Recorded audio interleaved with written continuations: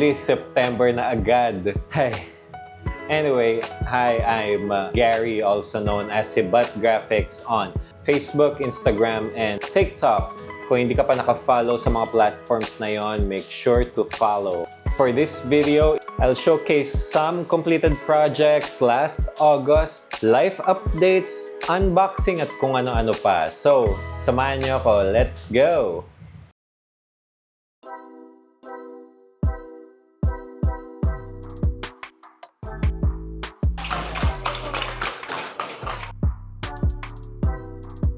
We started off August with the vegan trip at meron tayong vlog about it. Kung di mo pa napapanood, go ahead and check it out.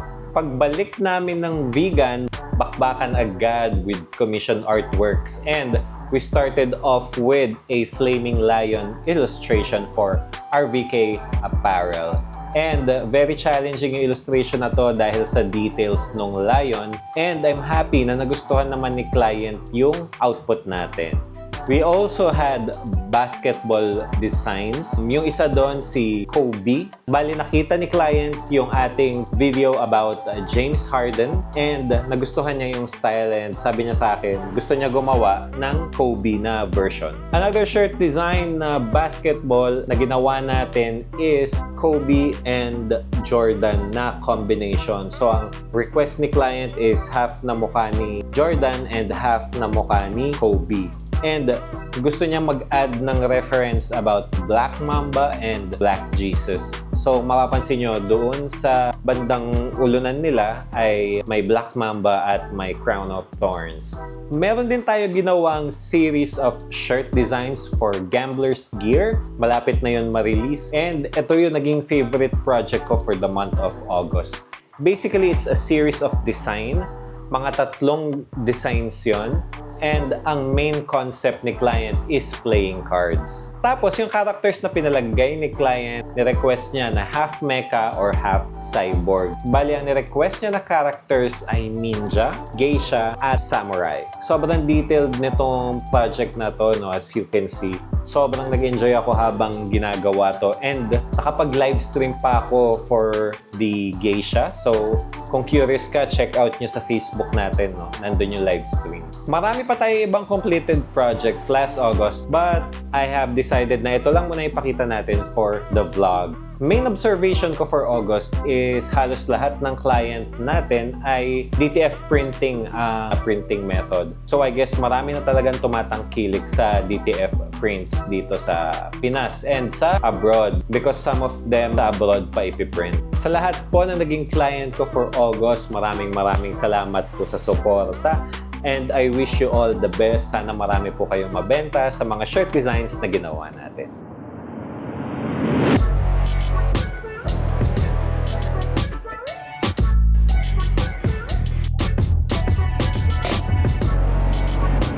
On top of all the commission work na ginagawa ko, I still find time na makapag-workout. Isang napaka-importanting parte ng buhay ko ay ang pag-workout. Malaking bagay siya sa pag-manage ng lower back pain ko. Dapat lagi ako merong physical activity.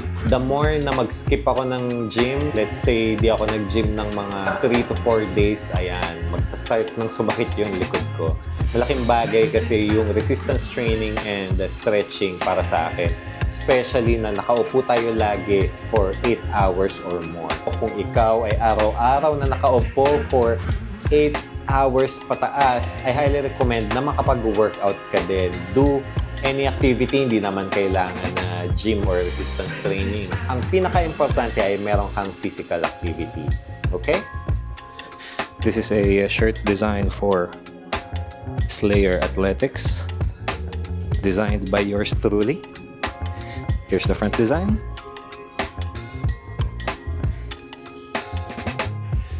Slayer Athletics. Thanks.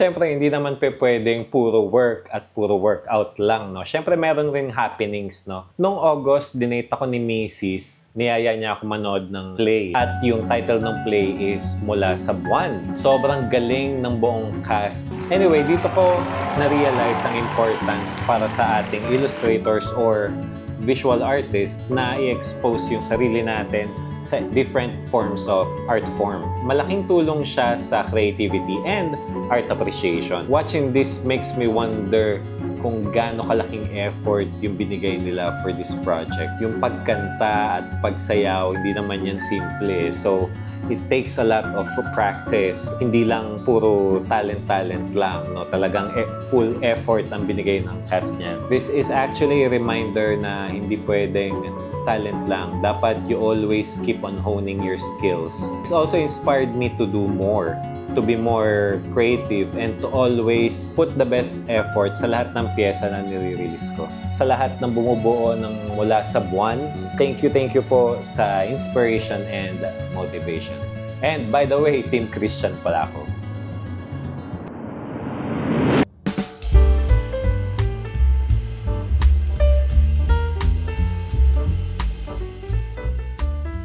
Last August, nagpunta rin kami ni Mrs. sa IKEA to buy bookshelves para sa aming toys and books na hindi naman namin binabasa.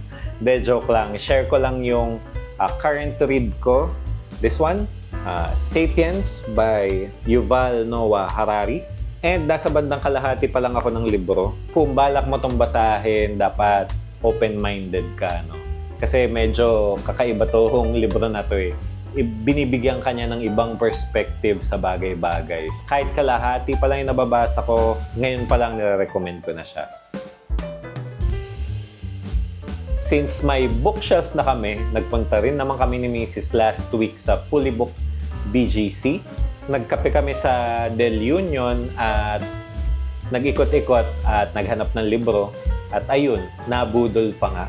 So ano pa ba ang next? Di unboxing tayo. Pakita ko kung ano yung mga nabili naming libro. Okay, let's go! So, onting unboxing muna tayo. Let's start off with this one. So, if you would notice dun sa page natin, nagpo-post ako ng tungkol sa Bangkok Art Culture Center. So, yun kasi nagpunta kami sa Thailand last June ni Mrs. for our honeymoon. And isa to dun sa mga souvenirs na binili namin. Meron doon, parang graffiti shop. Nagtitinda sila doon ng mga spray cans and everything. And naglagay ako ng sticker ng Sibat doon, no? Ito yung book. Silipin natin ng onti yung laman.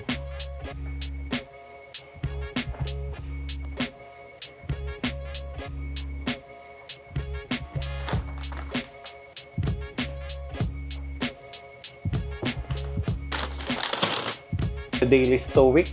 Medyo matagal ko na gustong basahin tong libro na to, no? So, di ko lang binibili. Hindi lang ako makapag-commit. Bali, nakapanood na ako ng mga podcast na nag-guest yung author nitong libro, and I like how he presented the idea of Stoicism. Nag-follow na rin ako ng mga page about Stoicism sa Facebook, and nagugustuhan ko yung mga point of view nila.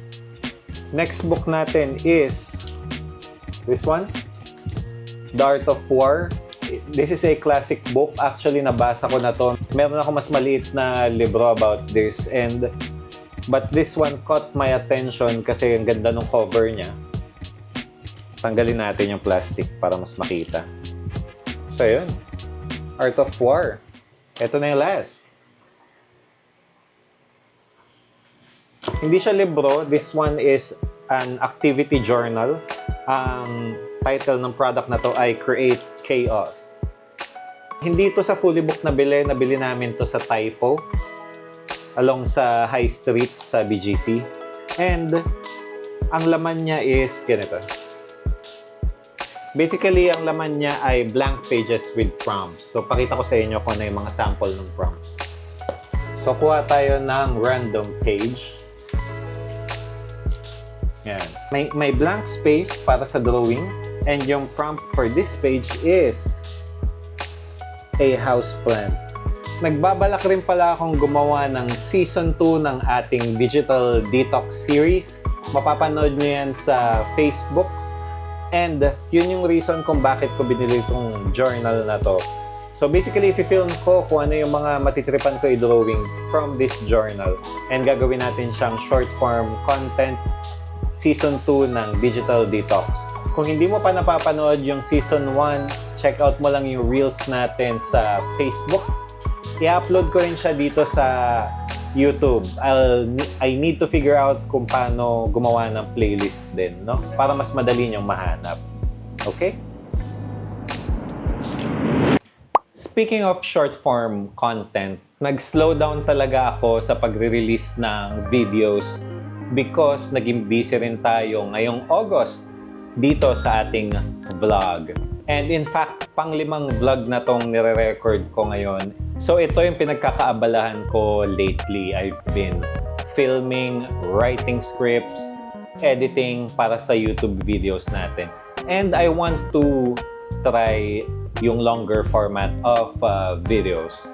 Ito yung masasabi kong biggest unlock ko for August. Ang tagal ko nang gusto mag-upload sa YouTube ng longer format, but ang dami kong excuses, ang dami kong dahilan.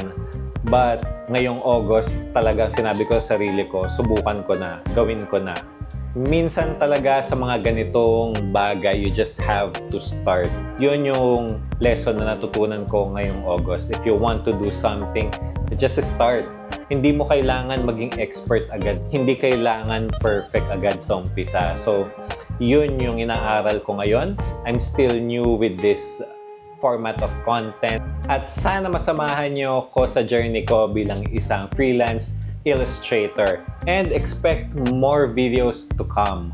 Marami tayong naka-line up na magagandang projects for September. So expect na I'll do another video like this one para i-showcase yung mga na-complete nating mga projects. Nga pala, meron tayong free texture pack. Link in the description. So check out nyo lang, guys. And kung nanonood ka dito at gusto mo ring magpagawa ng mga shirt designs tulad ng mga pinakita ko kanina, don't hesitate to send me a message sa ating Facebook at Sibat Graphics. So, i-search nyo lang sa Facebook, Sibat Graphics. Ayan. Ito yung page natin, okay? At kung gusto mo ng mga ganitong klaseng content tungkol sa art, illustration, shirt design, at kung ano-ano pa, especially freelance life, consider subscribing. Don't forget to like and share this video. Check out mo na rin yung mga previous vlogs natin. Hanggang dito na lang muna. Salamat!